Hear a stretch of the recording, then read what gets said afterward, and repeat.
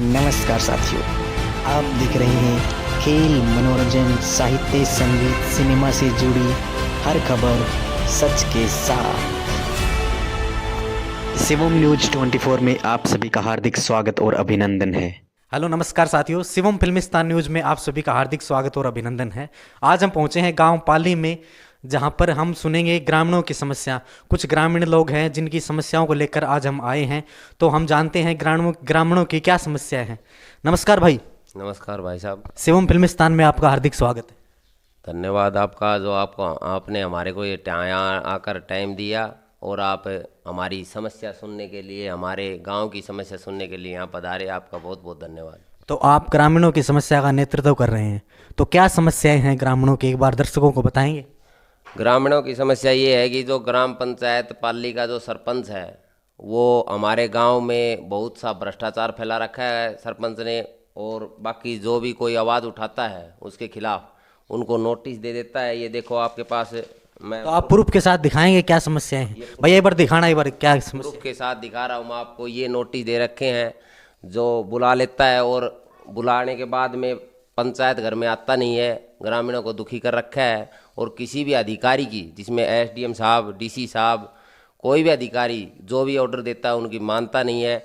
और ये जो किसान है, ये बैठे आपके साथ में, ये जो किसान है, इनकी ये देखो पंचायत की भूमि की जो बोली उठती है, उस बोली पे ये ज़मीन ली हुई है। इसमें 10 किले जो ज़मीन थी, लेकिन इनको 6 किले ही दिए गए हैं। उसके बाद में इन्होंने जब ये आवाज़ उठाई तो आवाज़ क्या क्या कह रहे हैं। 14 किला था जी, मैं तो 8 किला ही दिया है। अच्छा 14 किलो थे, 8 किला ही दिया है जी। अच्छा। पैसा पूरा दे दिया। और उसके बाद में इन्होंने जब आवाज़ उठाई, जब ये डीसी साहब के सामने गए, तब इन्होंने ये चेक दिया, लेकिन ये चेक भी इन्होंने वापस ले लिया। चेक देने के बाद ये देखो, चेक देखो, ठीक है। तो आप सरकार प्रशासन से क्या उम्मीद करते हैं कि क्या समाधान होना चाहिए इस चीज़। प्रशासन से यह उम्मीद करता हूं कि जल्दी गांव पाली की समस्याओं की, ग्रामीणों की समस्याओं के बारे में तुरंत प्रभाव से संज्ञान लिया जाए और इनकी समस्याओं का समाधान किया जाए। इसी के साथ मैं एक बात और बताना चाहूँगा कि जिस टाइम पे राम मंदिर बना था, उस टाइम में लोगों को भड़काने के लिए हमारे ये भाई साहब बैठे हैं, कृष्ण भाई साहब। जी सर। जी, हमारी 21 तारीख के बाद साहब शमशान कब्रिस्तान की जगह थी, हमें मालूम भी नहीं लिया, विश्वास में नहीं लिया गया, न पूछा गया, न कोई हमारे पास नोटिस दिया, और कब्रिस्तान को तोड़ा गया। बिना नोटिस के कब्रिस्तान को तोड़ा गया। हमने आगे प्रशासन से अपील करी, तो उसमें हमारी सुनाई करी। डीसी साहब ने हमें आदेश भी दिया था 8 करनाल उसी कब्रिस्तान के विश्वास में दिया, अगर आपको 8 करनाल जमीन इसी कब्रिस्तान की छोड़ दी जाएगी। तो प्रशासन ने कोई उम्मीद है कि प्रशासन ने ये समस्या का समाधान किया। प्रशासन ने तो किया साहब, लेकिन 6 महीने हो गए, ये प्रशासन से भी ऊपर है सरपंच। अच्छा। देखो ना, प्रूफ दिखा रहा हूँ आपको। ये थी इनकी मस्जिद। अच्छा, मस्जिद तोड़ दी गई। हाँ, ये इनकी कब्रें हैं, कब्रिस्तान है ये कब्रों की फोटो हैं। देखो, ये बगैर नोटिस के तोड़ दी। और उसके बाद में जब इन्होंने इस मामले में प्रशासन को अगवा करवाया, तो प्रशासन के सामने ये लिखित में है कि इनको 2 एकड़ भूमि इधर दी जाएगी।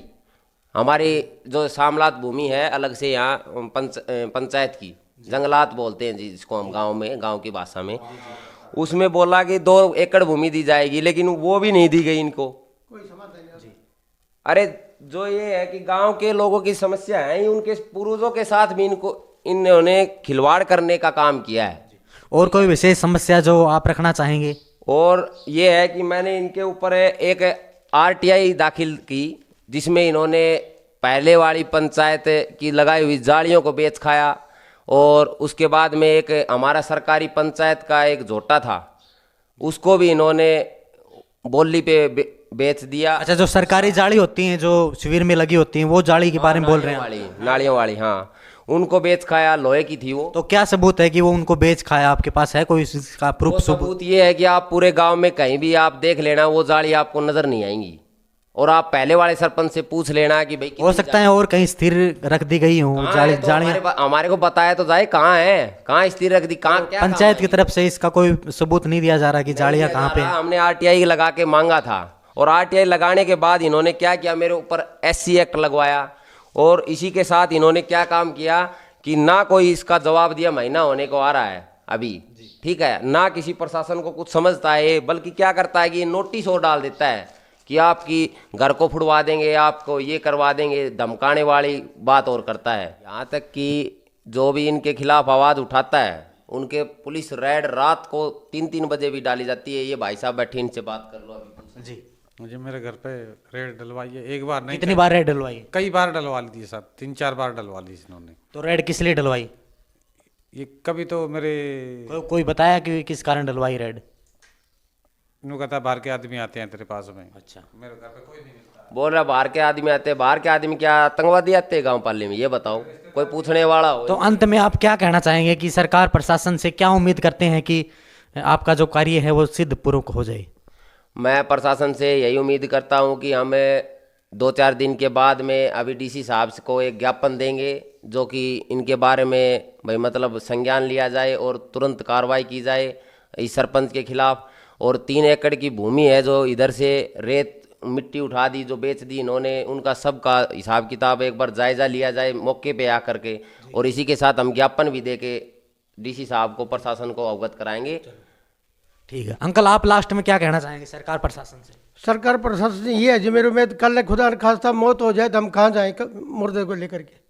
क्यों न तो हमें कब्रिस्तान की ज़मीन दी गई और जो थी पुराने वाली उसको धर्म मरम कर दिया, तोड़ दिया।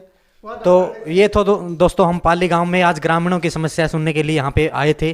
तो दोस्तों शिवम न्यूज़ 24 को लाइक, शेयर, कमेंट, सब्सक्राइब अवश्य करें। धन्यवाद। जय हिंद, जय भारत। पाली मुर्दाबाद, ग्राम पंचायत पाली मुर्दाबाद, पाली सरपंच मुर्दाबाद, देशराज भौजी मुर्दाबाद, मुर्दाबाद, मुर्दाबाद, मुर्दाबाद।